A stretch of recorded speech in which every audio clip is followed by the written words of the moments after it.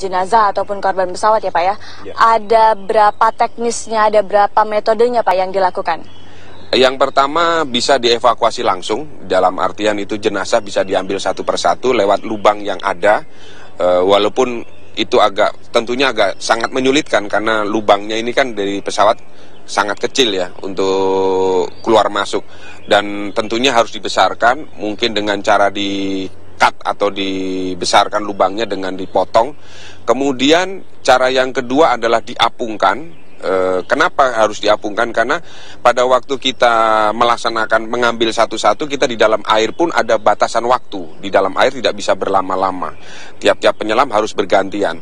Nah, ini yang menyebabkan agak lama kalau diambil satu-satu. Namun kalau itu diapungkan akan lebih gampang, sehingga dengan kedalaman bisa melayang di sekitar 6 meter, bisa diroyok rame-rame dan tidak ada batasan waktu untuk menyelam. Kemudian cara yang ketiga adalah dengan dilubangi di bagian tengah, sehingga evakuasi jenazah yang di bagian tengah itu juga bisa dilaksanakan. Ada 3 alternatif.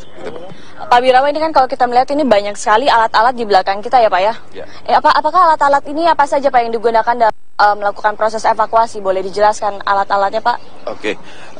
Yang merah di sana Mbak, yang tergantung itu adalah lifting bag yang bisa kita isi udara. Kemudian yang kedua itu ada stick merah ya, itu tolong bisa ditunjuk. Nah, ini itu adalah untuk motong. Jadi kalau memang ada bagian-bagian material yang mungkin mengganggu, bisa dipotong dengan ini di dalam air. Oke, biasanya Pak dalam melakukan proses evakuasi jenazah yang berada di dalam pesawat gitu Pak ya, apa kesulitannya Pak, dan alat apa yang digunakan?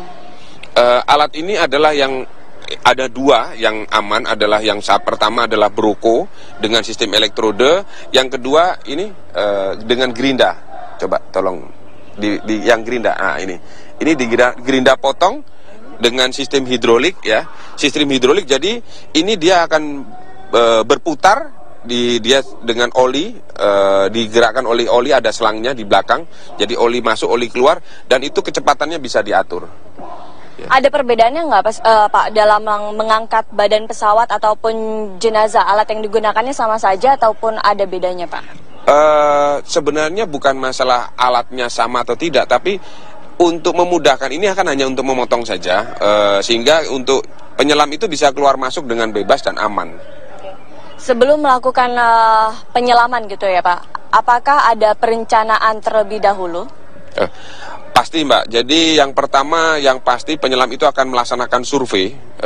Dari hasil survei dia tidak sendiri, ada beberapa orang yang melaksanakan survei, kemudian dia naik, baru di situ penyelam itu akan diskusi. Yang pertama adalah yang dicari adalah safety, baik safety untuk diri sendiri, kemudian safety untuk penyelam yang lain, kemudian safety untuk pekerjaan itu sendiri. Nah, dengan adanya safety ini tadi, itu yang pertama. Yang kemudian yang kedua, dicari yang tercepat dan yang terbaik, teraman. Gitu. Kalau dalam kasus AirAsia KZ851 ya Pak ya, metode teknik penyelaman apa yang dikatakan tepat, cepat, dan juga akurat Pak? Itu tergantung hasil survei Mbak. Jadi hasil survei tentunya yang bisa tahu persis adalah yang melaksanakan survei.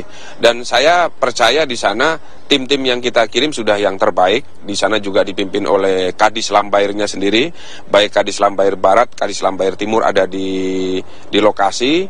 Kemudian juga ada perwira juga, ada Letu Aang, kemudian ada Kapten Saipul, ada Letu Sugiarto. Jadi cukup, saya rasa mereka sudah mengerti apa yang harus dilaksanakan dari hasil survei itu. Dalam melaksanakan proses evakuasi ini ada waktu yang baik untuk melakukan penyelaman nggak sih Pak? Ada, jadi yang pasti di sana yang kami dengar adalah masalah arus. Jadi arus yang terbaik sekitar jam 6 sampai jam 11. Jadi arus yang bersahabat, selepas itu arus tidak bersahabat. Oke gitu. Pak, ini terakhir mungkin apakah ada yang ingin disampaikan kepada keluarga korban Pak terkait dengan proses evakuasi? Kami hanya bisa menyampaikan kami lakukan yang terbaik untuk keluarga korban, yang tercepat, mudah-mudahan semuanya bisa berjalan dengan aman. Kemudian yakinkan bahwa percayakan kepada tim gabungan TNI AL, penyelam TNI AL untuk melaksanakan itu, dan mohon doa restunya supaya pekerjaan ini bisa selamat untuk semua.